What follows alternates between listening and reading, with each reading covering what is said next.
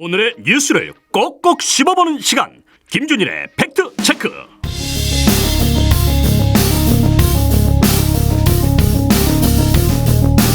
김준일의 팩트체크 시간입니다. 김준일 시사평론가와 함께하겠습니다. 어서 오십시오. 네, 안녕하세요. 윤석열 대통령의 어제 대국민 담화 얘기부터 해보려고 하는데요.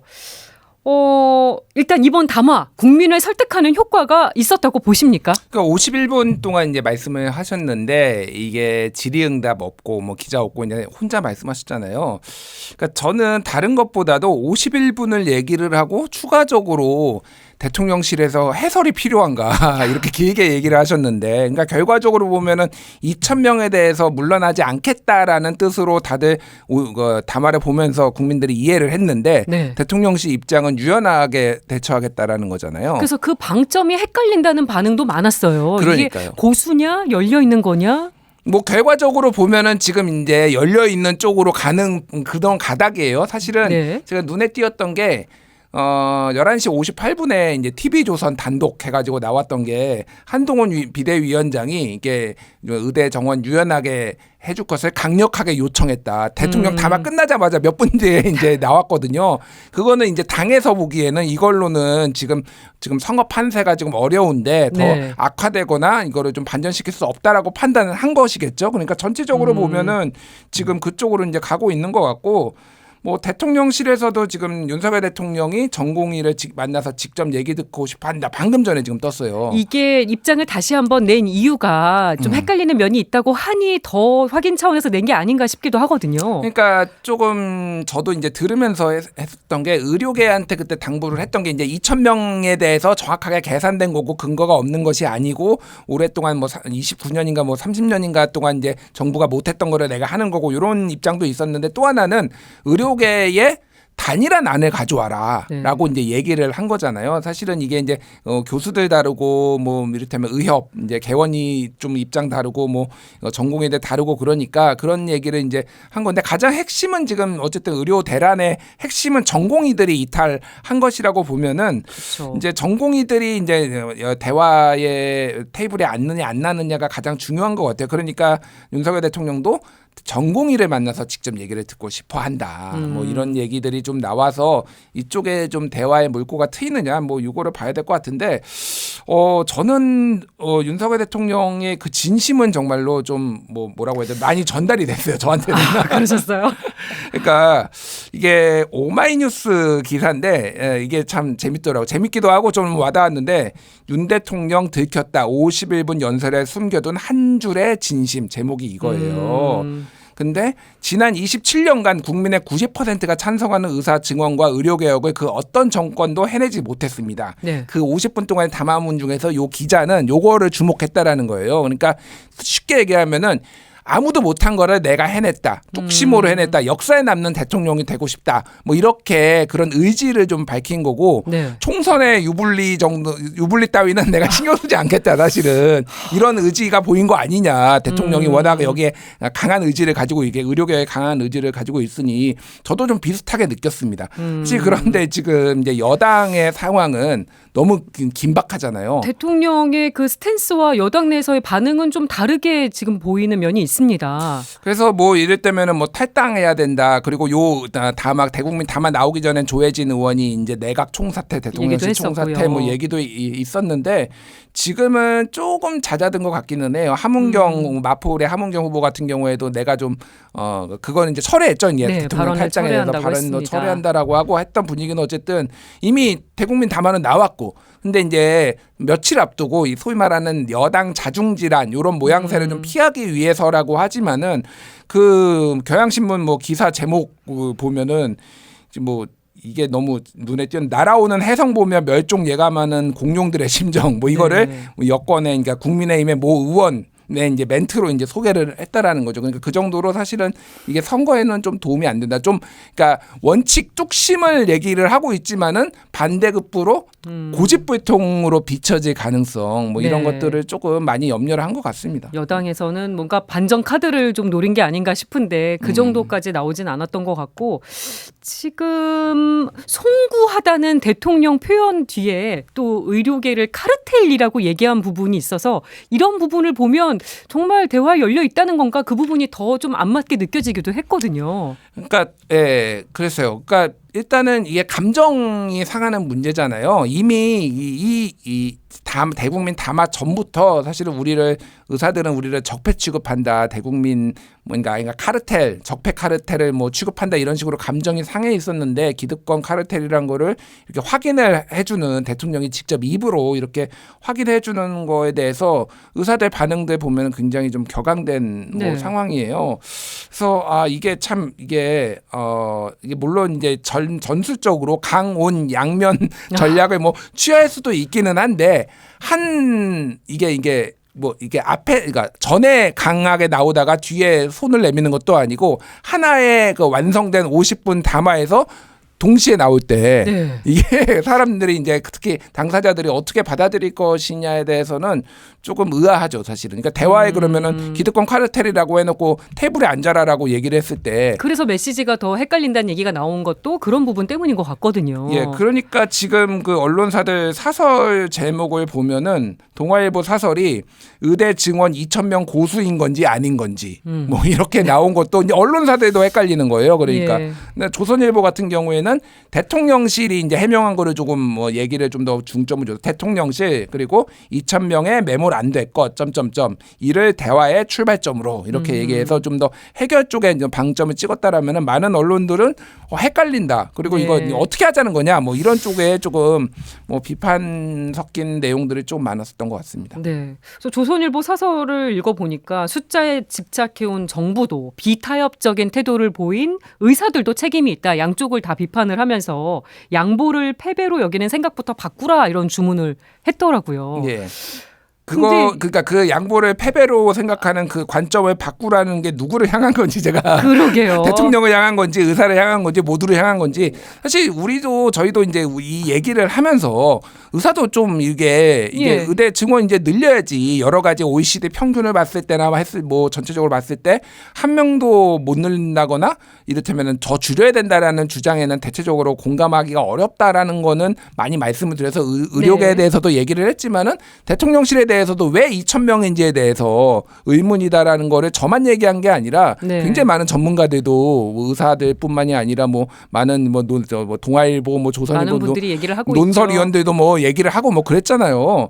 그러니까 사실은 이제 양쪽에 다 이제 좀 대화를 주문을 하는 뭐 이런 조선일보의 사설을 뭐 그 충심은 제가 이해를 하겠습니다. 그러면 정말 네. 해결될 가능성이 있을 것인가. 그러니까 근데 이제 어쨌든 대화의 테이블에 앉게 하는 거는 정부의 몫인 것 같아요. 예. 예, 어쨌든 뭐 그런 이제 서로 양보를 해야 되는 거는 맞는데 일단은 대화의 테이블에 앉게 하는 거는 저쪽은 대화를 안 하겠다라고 하면은 물론 이제 비판도 받고 여러 가지 비난도 받겠지만은 정부는 문제 해결자가 최종적으로 돼야 되는 거잖아요. 그렇죠. 그 부분에 있어서 최근에 이제 여론이 안 좋아지고 있는 거니까 정부의 유화적 태도가 좀 더 명확하게 좀 나와야 된다. 뭐 그게 오늘 방금 얘기했듯이 대통령이 전공의들 얘기 듣고 싶어 한다라는 걸로 조금 더 유화적 제스처가 나온 게 아닐까 그렇게 보여집니다. 네.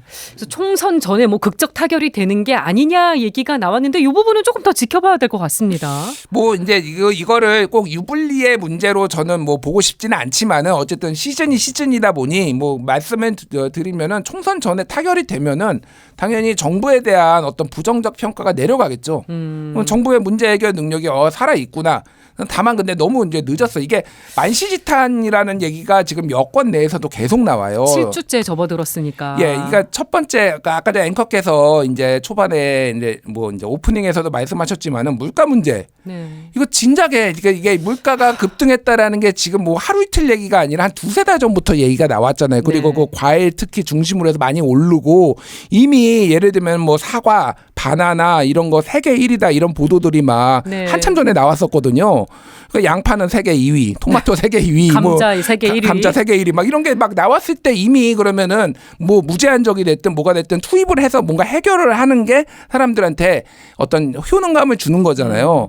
근데 이제 이 여권분의 얘기를 들어보면은 대통령이 너무 정치를 모른다 이런 평가도 하세요. 사실 아니 왜 이게 그러니까 그 선거를 앞두고 이게 뭐 좋은 거든 나쁜 거든 일반적으로는 긴축 재정이 아니라 돈을 좀 풀어서 좀 네. 여유를 있게 하고 특히 이렇게 물가가 높으면은 그러니까 뭐 물가를 안정시키는 게 최우선이지. 예전에 추경호 부총리는 라면 값도 이제 라면 얘기한 적이 회사들 있었잖아요. 라면 회사들 뭐 팔목을 비트네 뭐 이런 논란도 있었지만은 라면값까지 잡으려고 뭐 이렇게 했었는데 왜 긴축 재정만 고집을 해가지고 물가를 이렇게 방치하지? 여당 네. 입장에서는 답답해 죽겠다 이런 말씀도 사실 하시거든요. 그러니까 네. 어떻게 보면은 본인의 소신이 굉장히 중요하니까 긴축 재정 하면은 끝까지 가야 되는 거고 네. 이제 뭐 이런 것들은 알겠는데 유연하지가 못하다라는 좀 얘기가 나온 것 같고 뭐 이종섭 대사 사퇴도 너무 만시지탄이다. 물가도 만시지탄이다. 의대 정원 문제도 만시지탄이다. 조금 여권에서는 굉장히 답답해하는 분위기가 좀 있습니다. 현안에 대해서 정부의 대응이 좀 한 발씩 늦은 게 아닌가 이런 얘기가 나오고 있다 짚어주셨는데 이번에 총선 얘기로 좀 넘어가 보겠습니다. 야당에서 후보들의 부동산 리스크가 좀 막판 변수로 떠오른 것 같아요. 지금 네. 경기 안산갑의 양문석 민주당 후보가 논란의 중심에 서 있는데 대학생 딸 명의로 사업자 대출을 받아서 집을 샀다는 거예요. 근데 양 후보는 새마을금고의 권유를 받아서 샀다는 주장이고 새마을금고는 아니라고 하고 있고 양측의 입장이 서로 다른데 이걸 어떻게 봐야 되나? 일단 금감원이 이제 조사를 한다고 하죠. 조사를 한다라고 하니 이제 내용이 나오겠는데 저는 이제 양문석 후보의 태도가 일단은 뭐 진실 공방을 떠나서 이걸 사기 대출이라고 보도한 조선일보를 징벌적 손해배상제를 도입해서 뭐 하겠다라고 하는 게 이게 공직자로서 맞는 것인가? 사실 이거는 뭐 해석의 영역이잖아요. 그러니까 사기 대출인지 아닌지 여부는 그러니까 정확하게는 양문석 후보의 딸이 사업을 하겠다며 그래서 심지어는 물품 뭐 구입 대금 예. 뭐 영수증이라고 하네 뭐 이런 것까지 제출해서 보여주고 돈을 받아왔는데 실제 그 딸은 해외로 이제 유학 가버리고 예. 그게 그 용도가 아파트로 썼으면은 사기성이 있다라고 보도를 하는 게 이게 틀린 건가요? 그래서 지금 사기 대출, 편법 대출 뭐 여러 지금 단어들이 나오고 있는데 그러니까 뭐 오늘 더 팩트라는 언론사의 기사 제목이 양문석 11억 편법 대출 사기 아니야 해명의 법조계 용도 사기다 이거는 뭐 이렇게 한 겁니다. 그래서 뭐 이거를 사기네 아니네 이거를 가지고 지금 총선 후보자가 이거를 뭐 논란을 벌이는 게 저는 뭐 이상하고 뭐 이제 양문석 후보는 좀 바짝 엎드려 가지고 집도 매각하고 차액으로 뭐 얻은 게 있으면은 다 뭐 기부하겠다 이렇게 얘기는 했지만은 일단 문제가 있긴 있는 거예요. 예 문제가 없다라고 문제가 없으면은 본인이 그런 사죄를 할 일도 없겠죠. 사죄를 할 일이 없는 거죠. 그러니까 그냥 이상합니다. 이거 사실은 이제 이게 전형적으로 그러니까 내로남불의 어떤 민주당의 안 좋은 쪽에 이제 내로남불을 좀 이렇게 강화하는 그런 거예요. 그러니까 쉽게 얘기하면 이제 보수 진영에서 특히 많이 공격을 하는 건데 민주당 너희들 맨날 무슨 뭐 개혁 외치고 무슨 뭐 서민 외치고 그러지만은 뒤로는 다 뭐 돈 땡겨가지고 부동산 투기도 하고 뭐도 하고 한 거 아니냐에 네. 딱 부합하는 심지어 이제 편법 혹은 사기 프레임까지 이제 있는 뭐 이런 거라서 그 이제 선거에 좀 악영향을 뭐 미칠 가능성에 대해서는 상당히 이제 우려가 나오고 있고 민주당 내에서도 우려는 큰데 약간 지금 전체적인 기류를 보면 후보를 취소하지는 않을 것 같은 분위기. 네. 근데 이게 이제 참 적대적 공생관계라고 해야 될까요? 이게 대통령의 저런 이슈들이 워낙 크니까 이게 더 주목을 좀 덜 받는 분위기가 있다라고 약간 민주당 쪽에서 그런 얘기까지 나와요. 그래서 아 이게 맞나? 뭐 이런 생각이 좀 듣죠. 네. 네. 그리고 지금 뭐 공명훈 후보 관련해서도 얘기가 또 계속 나오고 있어서 이 부분도 민심에 또 어떻게 작용할지 지켜보게 됩니다. 공영훈 후보 같은 경우에는 오늘 이제 이준석 대표가 그 CBS 라디오에서 후보 간 토론이 있었죠. 화성을 후보자 이제 3명이 이제 토론을 했는데 거기서 추가적으로 의혹을 제기를 했어요. 그래서 아들뿐만이 아니라 딸도 그 비슷한 지역에 갭 투자를 했다. 네. 그래서 10억 이상 대출, 10억 정도 대출을 받아가지고 이제 샀다고 거기에 이제 편법은 없었다. 뭐 이렇게 나오는 건데 뭐 이제 계열사를 뭐 딸이 취업을 했다라든지 뭐 여러 등등등 해가지고 굉장히 논란이 좀 많이 지금 되고 있는 상황입니다. 그래서 아직 최근에 그거가 반영된 여론조사는 아직 나오진 않았는데 좀 좁혀졌을 가능성도 좀 배제를 할 수가 없어요. 이것도 역시 그러니까 네. 민주당의 약간 내로남불 같은 거. 뭔가 뭐 개혁을 맨날 외치지만은 온갖 편법은 다 쓰고 있는 뭐 이런 것들에 조금 전체적으로 악영향을 좀 줄 것 같은데 역시 여기도 현재까지는 민주당이 후보 사퇴는 없다라고 네. 조금 뭐 아직은 얘기하고 있는 상황인 것 같아요. 지도부 차원에서 입장 표명도 뚜렷하게 아직 있는 것 같지는 않아서 후보가 알아서 할 일이다. 예. 뭐 이렇게 얘기를 하고 있죠. 예. 그리고 조국혁신당 조국 대표가 오늘 국회에서 기자회견을 했는데 비례정당의 선거운동을 제한하는 공직선거법에 문제가 있다. 그러면서 헌법 소원을 내서 다퉈보겠다고 했거든요. 예. 이것도 좀 짚어주십시오. 그러니까 이제 그 지역구가 아닌 비례 후보들한테는 9가지가 안 된다라고 이제 얘기를 했는데 저도 이렇게 많이 안 되는지는 처음 알았습니다. 네, 선거 전문가가 아니니까. 그런데 유세차, 로고송, 율동, 마이크, 공개 장소 연설 대담, 플래카드, 벽보, 선거 운동기구, 선거 사무 관계자 이게 다 안 된다라는 거예요. 예. 그래서 이게 이제 뭐 특히 이제 요즘은 이제 비례를 전문으로 하는 정당들도 많이 나오고 있잖아요. 네. 근데 이제 기울어진 운동장이다 뭐 이런 취지의 얘기를 한 거고, 그러니까 조국 대표가 또 이거 얘기를 한 거는 현행 공직선거법은 그러니까 비례대표 후보 선거운동의 주체자를 후보자 개인이 아닌 후보자를 추천한 정당으로 이제 규정을 한다라는 거예요. 근데 이 정당 같은 경우에는 텔레비전 및 라디오 연설, 중앙선거방송토론위원회가 개최하는 대담 토론회 뭐 이런 거를 할 수 있는 것처럼 보이지만은 사실은 앞에 열거했던 이런 것들을 하나도 못하기 때문에 네. 다른 정당에 비해서 이제 불이익을 받고 있다라고 이제 주장을 한 것이죠. 그래서 이 부분은 저도 좀 보니 이게 뭐 한번 다퉈볼 만하다. 이게 예. 예전에도 사실 헌법 소원까지 간 적이 있었더라고요. 예. 했는데 이제 그 합헌 결정이 난 이유가 조금 더 이게 명수가 모자라서 안 됐었던 경험이 있고, 보니까 조국 대표가 가는 지역마다 이렇게 손나팔 만들어서 얘기를 했던 이유가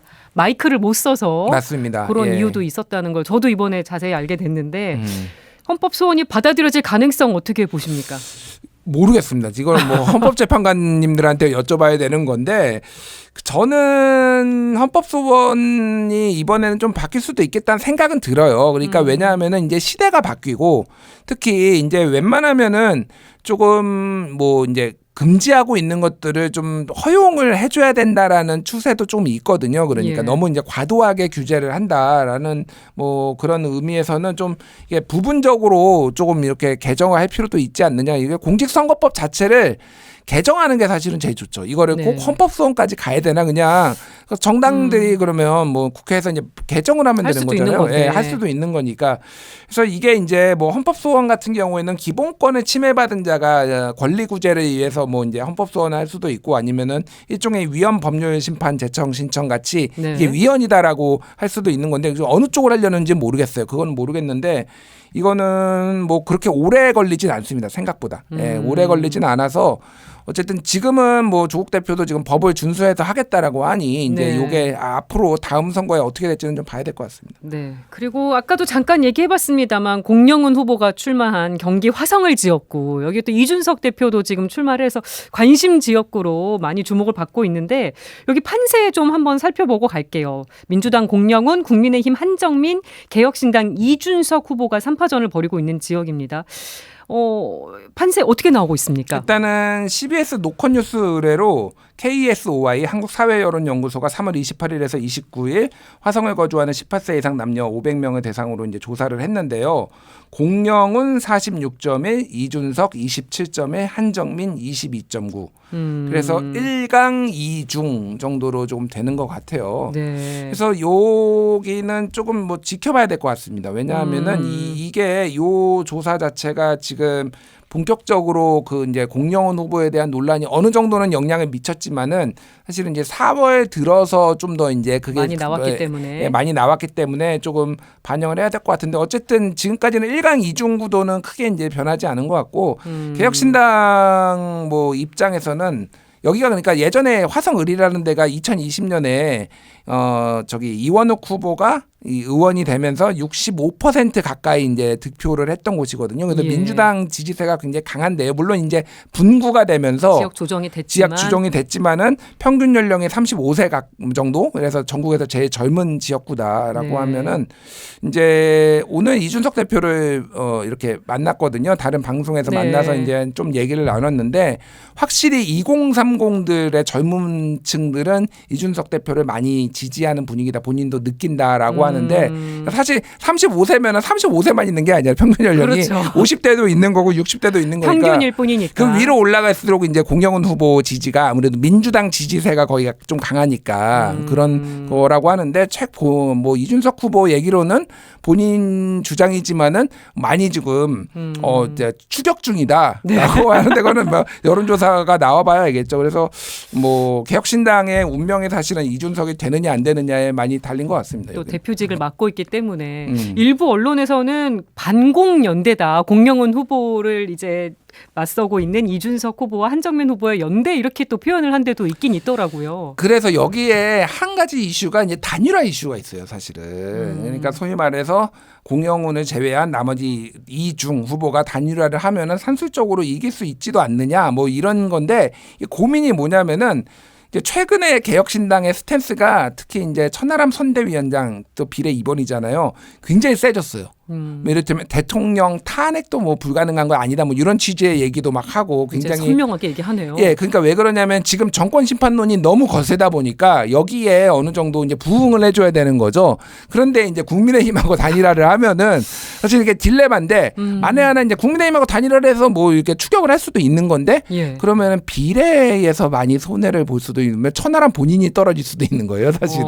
그러니까 그 영향까지 4% 정도까지는 나와야지 두 석이거든요. 대략 보면은 한 예. 2%, 1.9%, 2%당 한 석 정도 보시면 됩니다. 그러면은 4% 정도 나와야 되는데 이 간당간당해요. 지금 여론조사마다 어떤 데는 뭐 좀 더 나오기도 하고 덜 나오기도 하고 그러면은 천하람 입장에서는 좀 단일화를 이게 할 수가 있을 것인가. 그래서 양양자 의원이 지금 용인갑이었나요? 거기 나왔는데 예. 지금 단일화를 한 해 만에 지금 얘기가 국민의힘하고 있잖아요. 있었을 때 뭐 당에서 징계하겠다 이런 얘기까지 나왔었어요. 그게 이제 약간 지금 이 이슈랑 비례 얼마나 득표를 하느냐 이 이슈랑 굉장히 있어서 약간 최종적으로 여기는 좀 지역 눈길에 가는 지역구인 것 같습니다. 네. 예. 어제 출연했던 이주영 개혁신당 총괄선대위원장은 막판 반전이 가능할 것이라고 예상을 했는데 어떻게 돼야 될지 좀 관심 지역구니까 더 지켜보도록 하겠습니다.